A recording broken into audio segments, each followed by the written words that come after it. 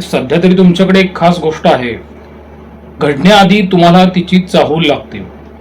कोणीतरी काहीतरी बोलतं आणि मग तुम्हाला आतून जाणवतं की हा माणूस काही मनापासून बोलत नाहीये आणि यांनी बोललेली गोष्ट पुढे जाऊन तुम्हाला त्रास देऊ शकते.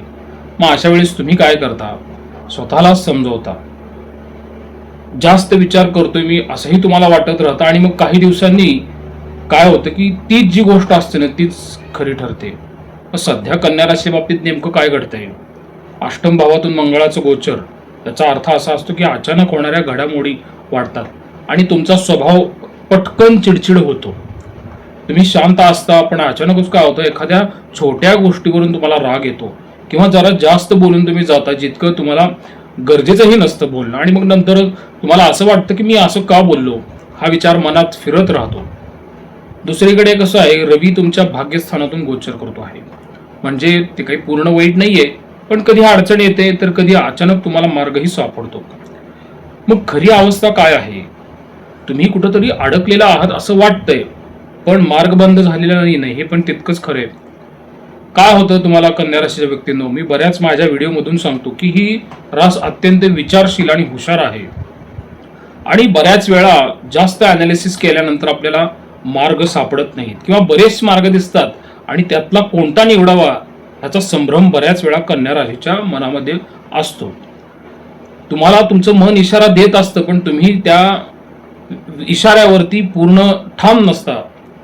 हे जे ग्रह संकेत आहेत ना, हे प्रत्यक्ष घडामोडीमध्ये कसे बदलू शकतात हे लक्षात घ्या. कन्या राशीच्या व्यक्तींनो, घरात कसं आहे, सध्या मोठं काही बिघडलेलं नाही पण जसं असायला हवं तसंही नाहीये, हीच खरी गोष्ट आहे. कुटुंबातील वातावरणाचा जरी विचार केला ना तर घरात सगळं व्यवस्थित सुरू वाटतं, प्रत्येक जण आपल्या कामात आहे, बोलणंही होतं, पण ते काही पूर्वीसारखं मनापासून होतंय असं वाटत नाहीये. आणि कधी असंही होते की तुम्ही एखादी गोष्ट सांगितलेली आहे पण समोरच्याला तिचं महत्त्व कळत नाहीये आणि मग तुम्ही शांत राहता, सांगायचं कमी करता, सल्ले द्यायचं बंद करता. घरात एखादा निर्णय घेतला जातो पण तुमचं मत सध्या तरी विचारात घेतलं जात नाहीये. मग तेव्हा तुम्हाला आतून असं वाटतं की मी या घरात आहे की फक्त जबाबदार व्यक्ती आहे, असा तुमच्या मनामध्ये संभ्रम तयार होतो. एक घरात एखाद्या खर्चावरून मतभेद होऊ शकतात, एखाद्या नातेवाईकाच्या गोष्टीत तुमचं नाव येऊ शकतं, जुनी गोष्ट एखाद्या वेळेस उखडून काढली जाऊ शकते आणि मग वातावरण काही दिवस जड होऊ शकतं. अशा गोष्टी कुटुंबात ह्या पुढच्या 20 दिवसात घडू शकतात. संसार चालू असतो पण त्यातील ऊब कमी जास्त ही होत असते, हे सगळ्यांना माहीत आहे. कारण कसं आहे, बऱ्याच जणांच्या घरात दोघंही व्यस्त असतात, बोलणं कामापुरतं असतं आणि कधी कसं होतं की एक जण मनातलं सांगायची वाट पाहतो आणि दुसरा शांत राहतो आणि मग दोघांनाही असं वाटतं की समोरच्याने मला समजून घ्यायला हवं. म्हणून कन्या राशीच्या बाबतीत अशा घटना घडू शकतात की फोन उशिरा घेणं, वेळ देणं, थोडं बोलण्याचा सूर बदललेला असणं. ठीक आहे, ह्या छोट्या गोष्टी काही दिवस अंतर निर्माण करू शकतात, हे पण लक्षात ठेवलं पाहिजे ना. तुम्ही सगळं मनात साठवत जाता आणि एक दिवस मग अचानक ते बोलून जाता आणि त्या एका बोलण्याने वातावरण जे आहे ते बिघडू शकतं. या ग्रहयोगाची चांगली बाजू काय आहे की नातं तुटण्याचा प्रश्न नाहीये, पण त्यातला जिवंतपणा टिकवावा लागेल, तो तुम्हालाच टिकवावा लागेल. थोडं बोलणं वाढवलं, थोडं ऐकून घेतलं तर गोष्ट परत सुरळीत होऊ शकते. एक ओळ लक्षात ठेवा बरं का, नातं काही तुटत नाहीये पण त्याला जपणं पण गरजेचं आहे ना.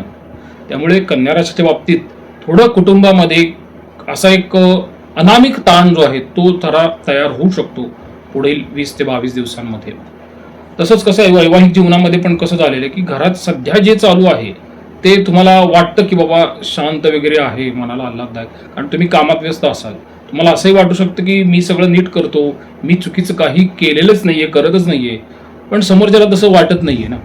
म्हणून कुटुंबातील वास्तव काय आहे की घरात तुमचं बोलणं कमी ऐकलं जातंय, तुमचं मत बाजूला ठेवलं जातं किंवा उशिरा घेतलं जात असतं. आणि कधी कधी काय होतं की तुम्ही एखादी गोष्ट स्पष्ट सांगता पण समोरच्याला ती गोष्ट ही टोमणं वाटत असते आणि मग तिथेच शांतपणे एक तणाव तयार झालेला आहे.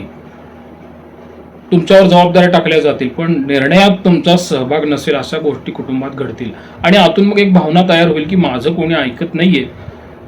वैवाहिक जीवनात पण अशीच थोडी रियालिटी आहे बरं का. मन जुळायला कुठेतरी अडचणी येत आहेत, बोलणं होतंय पण ते मनातून होत नाहीये आणि कधी असंही घडतं की तुम्ही अपेक्षा केली पण समोरच्याला ती कळलेली नाहीये आणि मग तुम्ही ती अपेक्षा बोलूनही दाखवत नाहीये. त्यामुळे काय झालेलं आहे की दोघांमध्ये अंतर हळूहळू वाढतंय आणि वाढत चाललेलं आहे. मग काही प्रत्यक्ष घडणाऱ्या गोष्टी कशा असतील की छोट्या गोष्टींवरून राग येऊ शकतो. बोलताना मी तुम्हाला मगाशी सांगितलं की टोमणा वाटू नये किंवा सूर बदलू नये, काही दिवस बोलणं कमी होतं आणि हे सगळं दिसायला छोटं असतं, पण आतून नातं जे आहे ना ते कमजोर करत जात असतं. मग इथे एक काळजी घेण्यासारखी गोष्ट अशी आहे की तुम्ही सगळं मनात साठवता आणि एक दिवस मग ते अचानक फुटतं, जे मी तुम्हाला थोड्या वेळापूर्वी पण सांगितलं. जास्त बोलत जातं, चुकीचे शब्द निघतात आणि मग पुढे पश्चाताप होतो. मग खरा प्रश्न असा आहे की नातं तुटलंच नाहीये, त्यात जिवंतपणा कमी झालेला आहे, हेच मी तुम्हाला आता सांगितलं. समस्या काही नात्यात नाहीये, तुमची प्रतिक्रिया आणि न बोलण्यात असते. काय बदललं पाहिजे? सगळं मनात साठवू नका तुम्ही, हे तुम्ही बदललं पाहिजे. जे वाटतं ते शांतपणे सांगा ना, समोरच्याला पटेल असं सांगा. समोरच्याने समजून घ्यावा अशी अपेक्षा मात्र ठेवू नका, कारण न सांगितलेली गोष्ट कुणाला समजत नसते, हे पण तितकंच खरं आहे ना. आणि राग आला तर लगेच बोलू नका, थोडा वेळ थांबलं पाहिजे. मीच बरोबर आहे हे सिद्ध करण्यापेक्षा नातं कसं टिकवावं याच्यावर भर दिला पाहिजे. लक्षात घ्या, तुम्ही काही चुकीचे नाही आहेत, पण तुमची पद्धत जी आहे ना ती थोडी नातं बिघडवू शकते. म्हणून थोडं बोलणं वाढवा, ऐकणं वाढवा आणि थोडा इगो पण तुम्ही सध्या तरी कमी केला पाहिजे. कारण काय, नातं तोडणं सोपं आहे हे सगळ्यांना माहिती आहे, पण टिकवणं फार अवघड असतं. तसं नोकरी करणाऱ्यांच्या बाबतीत काय घडू शकतं? कामाचा प्रश्न नाहीये, तुमच्या भोवतीचं वातावरण आणि तुमची प्रतिक्रिया हीच खरं अडचणीचा भाग आहे. हे तुम्ही व्यवस्थित काम केलेलं आहे, नीट केलेलं आहे, तरी म्हणावं असं समाधान मिळालेलं नाहीये. तुमचं काम इतरांच्या नावावर जातं आणि तुमचा सल्ला दुर्लक्षित केला जातो. मग तुम्हाला असं वाटतं की मी इतकं कष्ट केले, मग मला का ते दिसले नाहीत.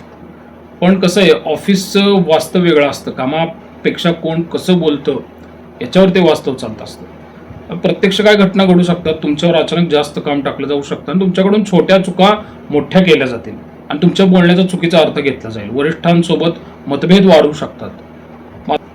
तुम्ही थेट बोलता, थोडंसं बोलणं कठोर वाटतं आणि मग ह्यामुळे ऑफिसमधलं वातावरण बिघडतं, तुमच्या विरुद्ध मागून बोललं जाऊ शकतं. आणि मग सर्वात मोठी चूक अशी आहे की तुमच्या मनात येईल की ही मी नोकरी सोडून दिलेलीच बरी आहे. कधी कधी असंही येतं ना मनात, सध्या नोकरी सोडणं हा तर निर्णय चुकीचा ठरणार आहे. कारण काय की हा रागाचा निर्णय असेल, विचार करून घेतलेला नाही आणि मंगळ हा उतावळेपणा वाढवतो. व्यवसायात पण कसं आहे बरं का, परिस्थिती सोपी नाहीये. स्पष्ट सांगायचं झालं तर तुमचे व्यवहार ठरतात, पण शेवटी ते व्यवहार बिघडलेले पण तुम्हाला दिसतील. कधी काय होतं, पैसे अडकतील, वारंवार पाठपुरावा तुम्हाला करावा लागेल त्या पैशांसाठी, बिलासाठी. आणि कधी एखादी संधी चांगली वाटेल, पण आत काहीतरी लपलेलं असतं त्याच्यामध्ये. म्हणून तिथं धोकेही आहेत, भागीदारीत गैरसमज होतात, तोंडी व्यवहारात फसवणूक होत असतील, कागदपत्र न वाचता घेतलेले निर्णय ते त्रासदायक होऊ शकतात आणि मग ह्यामुळे तुमचं व्यवसायामध्ये पण नुकसान होऊ शकतं. खरा प्रश्न असा आहे बरं का, की कामात अडचण नाही आहे, निर्णय घेण्याच्या घाईत आणि प्रतिक्रियेमध्ये अडचण आहे, जे मी तुम्हाला सुरुवातीला सांगितलं. म्हणून मार्ग काय याच्यामध्ये मला स्पष्ट सांगतो की शांत राहणं हा तुमचा सर्वात मोठा उपाय असणार आहे. काय करावं अशा परिस्थितीत? कोणत्याही गोष्टीवर लगेच प्रतिक्रिया देऊ नका, वरिष्ठांशी थेट भेटू नका, प्रत्येक गोष्ट मनावर घेऊ नका आणि नोकरी बदलायची असेल तर आधी दुसरी खात्रीशीर संधी मिळवा आणि मगच निर्णय घ्या. आणि मग व्यवसायात पण असंच आहे की छोट्या व्यवहारांवरती लक्ष द्या, तोंडी गोष्टींवर विश्वास ठेवू नका आणि कागदपत्र तपासल्याशिवाय पुढे जायचं नाहीये. एक ओळ लक्षात ठेवा, तुम्ही चुकीचं काम कधीच केलेलं नाहीये, पण चुकीच्या वेळी प्रतिक्रिया देऊन नुकसान का करताय तुम्ही? म्हणून तुम्हाला सल्ला असा आहे की हा काळ लढण्याचा नाहीये, सहन करून योग्य वेळेची वाट पाहण्याचा आहे. तसंच विद्यार्थ्यांच्या बाबतीत पण असं घडतंय की सध्या तुमचा बिगेस्ट प्रॉब्लेम अभ्यास नाहीये, तर मन स्थिर नाहीये आणि दिशाही स्पष्ट नाहीये. सध्या अभ्यासात काय होतं की तुम्ही केलेला अभ्यास जो असतो ना त्यात सातत्य नाहीये, सुरुवात चांगली आहे, मध्येच खंड आहे आणि सगळं डायरेक्शनलेस अभ्यास चालल्यासारखं आहे.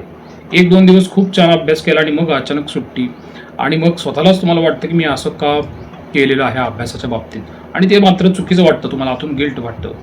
म्हणून अभ्यास सुरू करून मध्येच सोडणं हे चुकीचं आहे. मोबाईल आणि इतर गोष्टींमध्ये लक्ष जाणं हे पण फार चुकीचं आहे. शेवटी मग अभ्यासासाठी वेळ कमी पडत असतो. म्हणून विद्यार्थ्यांना तुम्हाला असं वाटतं की मी करू शकतो, पण तुम्ही ते करत नाहीये ना, आणि हाच फरक तुमचं काय करतो, नुकसान करतो. मग करिअरच्या बाबतीत पण असाच गोंधळ आहे की काही विद्यार्थ्यांच्या मनात नेमकं काय करायचं आहे, ही दिशा बरोबर आहे का, हा संभ्रम तयार आहे. आणि मग तुम्ही काय करता, एक ठरवता आणि मग दुसऱ्याकडे पाहून बदलता. दुसऱ्यांच्याकडे पाहून आपलं करिअर ठरवणं ही सर्वात मोठी चुकीची गोष्ट आहे. ठीक आहे, तुमच्यात क्षमता खूप आहे, निर्णयावर ठाम राहण्याची फक्त सवय जी आहे ना ती कमी आहे. म्हणून तुम्हाला असं सांगू वाटतं बरं का, सरळ सरळ स्पष्ट सांगतो की एक गोष्ट ठरवा आणि तीच करा आणि ती परिपूर्ण करा. भरमसाठ गोष्टी करू नका. रोज ठरलेला वेळ अभ्यासासाठी ठेवाच. मोबाईलचा वापर कमी करा आणि इतरांशी तुलना तुम्ही थांबवलीच पाहिजे.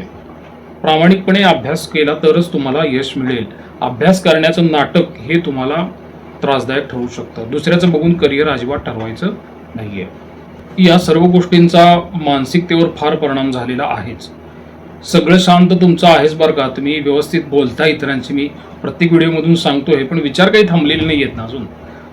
काय चाललेलं आहे मनामध्ये, प्रत्येक गोष्ट तपासण्याची गरज नाहीये ना. हे केलं तर काय होईल, हे चुकलं तर काय होईल, तो असं का बोलला आणि हे का थांबत नाहीये, हे सगळे सध्या मंगळाचे परिणाम सुरू झालेले आहेत. हा सर्व ताण जो आहे ना, तो मनाच्या बाहेर कुठेतरी पडण्याचा प्रयत्न करतोय. त्यामुळे तुमची चिडचिड होत आहे आणि ह्या गोष्टींचा तुम्ही दिवसभर विचार करत आहात. हे तुमचं मन काय करतं हे माहीत आहे का? गोष्ट लहान असते पण तुम्ही तिला मोठं केलेलं आहे. त्या मनामध्ये दोन टोकं आहेत, दोन अवस्था म्हणता येतील आपल्याला त्यांना. सगळं सोडून शांत बसावं असं वाटतं आणि दुसरीकडे सगळं बोलून टाकावं असंही वाटतं. आणि मग ह्या दोन्हीमध्ये तुम्ही अडकलेला आहात.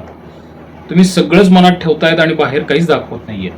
मग ताण वाढलेला आहे आणि मग एक वेळ येते की तुम्ही जास्त अचानक प्रतिक्रिया देतायत सगळ्याच बाबतीत.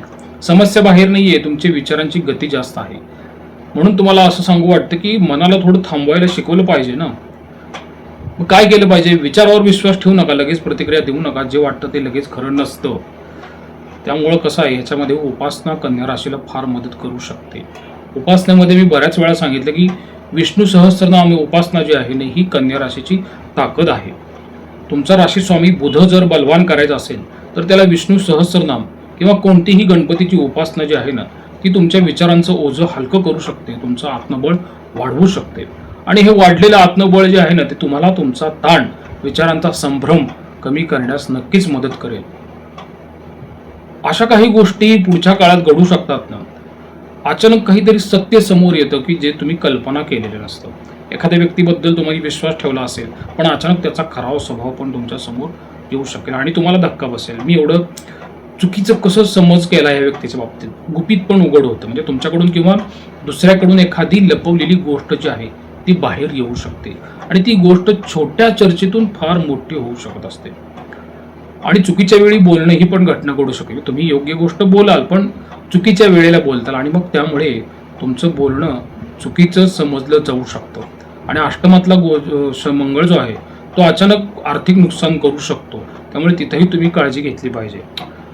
आर्थिक नुकसान थेट नसतं पण ते इनडायरेक्टली झालेलं असतं कुठल्या ना कुठल्या तरी कारणातून. एखादा प्लॅन जो असतो व्यवसायातला तो शेवटच्या क्षणी रद्द होऊ शकतो, पण शेवटच्या क्षणी होत असतो. काही गोष्टी पूर्णपणे बदलतात, म्हणजे कोणत्याही असतील, आणि तुमचा वेळ आणि मेहनत मग काय होती, वाया जाऊ शकते. जुन्या व्यक्ती पुन्हा आयुष्यामध्ये येऊ शकतात. ज्या व्यक्तीशी संपर्क तुटला होता ती अचानक पुन्हा आयुष्यात जोडली जाऊ शकते. पण कसं आहे की हेतू स्पष्ट नसतो. एखादी गोष्ट चुकीच्या पद्धतीने पसरली जाणं हे पण तुमच्या बाबतीत घडू शकतं. तुम्ही काहीतरी बोलाल आणि ते वेगळ्याच अर्थाने मग पुढे जाईल. अशा काही गोष्टी कन्या राशीच्या बाबतीत घडू शकतात. तिथे तुम्ही काळजी घ्यावी आणि मी सुचवलेली उपासना करावी. प्रसाद कुलकर्णी, पंढरपूर. श्रीराम.